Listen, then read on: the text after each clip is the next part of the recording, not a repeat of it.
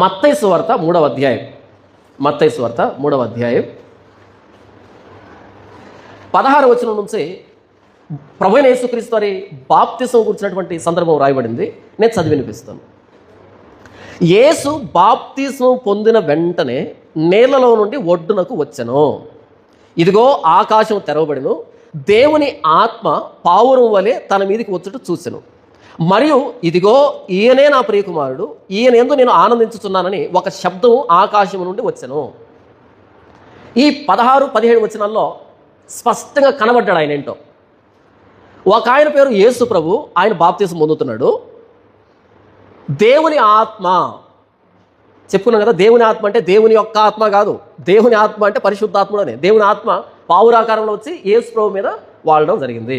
ఎంతమంది కనిపిస్తున్నారు?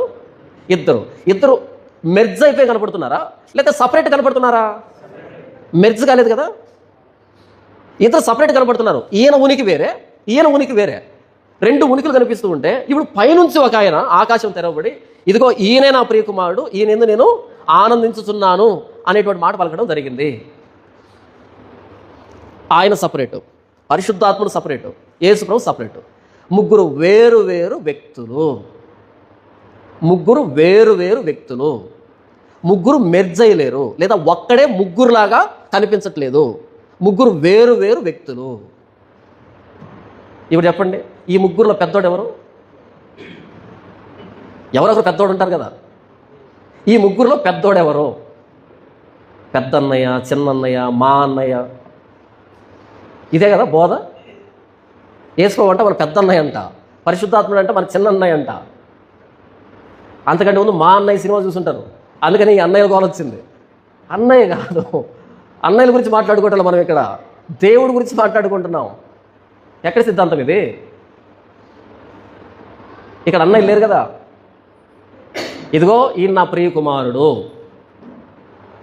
ఈయన ఎందుకు నేను ఆనందిస్తున్నానని పైనుంచి ఒక స్వరం.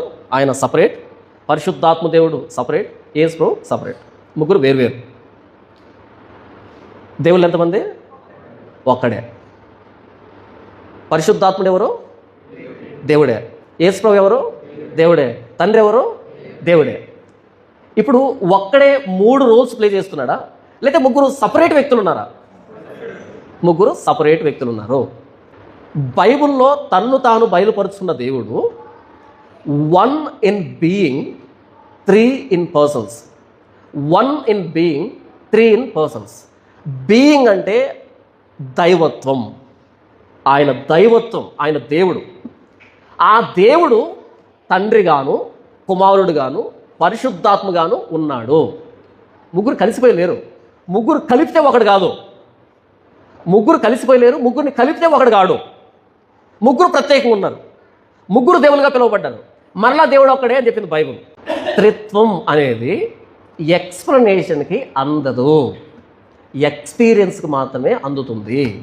ఆ ఎక్స్పీరియన్స్ ఎప్పుడన్నా పాక్షికంగా బ్రతికున్నప్పుడు, సంపూర్ణంగా చచ్చిన తర్వాత, అంతే కదా. అప్పుడే కదా ఆయన ముఖాముఖిగా చూస్తాం. సింపుల్గా బైబిల్ ఏం చెప్తుందంటే, ఆదికాండం 1వ అధ్యాయం 1వ వచనం 2వ వచనం ఏం చెప్తున్నాయంటే, నేనెవరో మీకు సరిగ్గా అర్థం కాదు అని ప్రారంభమైంది బైబిల్. ఓ దేవుడు అంటే ఇంతేనా? అంత సినిమా లేదు ఇక్కడ. ఆయన మనకు అర్థం కాలే, అర్థం కాడు. అందుకని యెషయా గ్రంథంలో రాయబడుతుంది, మీ తలంపుల కంటే నా తలంపులు, మీ తలంపులు భూమి మీద ఉంటే నా తలంపులు ఆకాశం. ఎందుకు అంత వేరియేషను? ఎందుకు అంత దూరము? ఆయన మనకు అర్థం కాడా? ఆయన మనకు అర్థం కాడా? ఆయన అర్థమైతే మనలాంటి మనిషి అయిపోతాడు ఆయన, లేదా మనకంటే పెద్దోడు అవుతాడు. సింపుల్గా వీళ్ళు చెప్తారు కదా పెద్దన్నయ్య అని, పెద్దన్నయ్య అయిపోతాడు. ఆయన పెద్దన్నయ్య కాదు, మనకు అర్థం కాడు. ఆదికాండం ఎలా ప్రారంభమైందంటే, నేను ఏంటో కూడా మీకు సరిగ్గా అర్థం కాదు, మీ నాలెడ్జ్ అన్నది గ్రాస్ప్ చేయలేదు.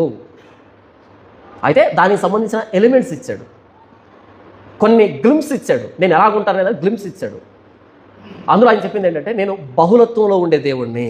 అలాగని బహువచనం కాదు, నేను ఏకవచనాన్ని. అలాగని ఏకవచనాన్ని కాదు, బహుళత్వం ఉంది నాలో. ఈ మర్మాన్ని బైబిల్ పండితులు ఎలా దీన్ని అర్థం చేయించాలి అని తర్జన భర్జన పడి, త్రిత్వమై ఉన్న దేవుడు, ముగ్గురు వ్యక్తులుగా ఉన్న ఏక దేవుడు, ఆ ముగ్గురు వ్యక్తులు దేవుళ్ళే కో ఈక్వల్, కో ఎగ్జిస్ట్, కో ఎటర్నల్. కో ఈక్వల్, కో ఎగ్జిస్ట్, కో ఎటర్నల్. దేవుళ్ళు ఎంతమంది? ఒకడే. యేసు ప్రభు ఎవరు? దేవుడే. పరిశుద్ధాత్ముడు దేవుడే. తండ్రి దేవుడే. యేసుక్రీస్తు అపోస్తలుడైన పేతురు తండ్రి అయిన దేవుని భవిష్యత్ జ్ఞానమును బట్టి, భవిష్యత్ జ్ఞానం ఎవరిదంట?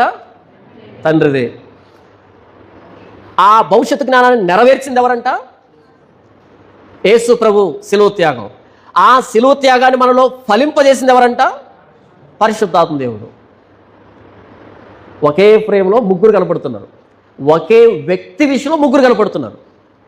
నేను రక్షించబడడం అన్నది దేవుని భవిష్యత్తు జ్ఞానం, నన్ను రక్షించడం అన్నది ప్రభువైన యేసుక్రీస్తు వారి శిలువ త్యాగం, రక్షణ నాలో నిలవబెట్టడం పరిశుద్ధాత్మ దేవుని పని. ముగ్గురు ఉన్నారు నా రక్షణలో. దేవుడు లోకమును ఎంతో ప్రేమించెను, కాగా తన అద్వితీయ కుమారునిగా పుట్టిన వాని యందు విశ్వాసం ఉంచు ప్రతివాడు నశింపక నిత్యం పొందినట్లు ఆయన అనుగ్రహించెను. ఈ ముక్క వ్రాయించిన పరిశుద్ధాత్మ దేవుడు. అంతేనా? లేఖనాలు పరిశుద్ధాత్మ దేవుని ప్రేరేపణ వల్ల వ్రాయబడ్డాయి. ఈ ముక్క వ్రాయించింది పరిశుద్ధాత్మ దేవుడు. ఇందులో ప్రేమిస్తున్న తండ్రి, ఇందులో ఆ ప్రేమను చూపించింది ప్రభువైన యేసుక్రీస్తు వారు. నా రక్షణలో ముగ్గురు ఉన్నారు చెప్పాను కదా. ఇది ఎక్స్ప్లెనేషన్కి అందదు, ఎక్స్పీరియన్స్కి మాత్రమే అందుతుంది.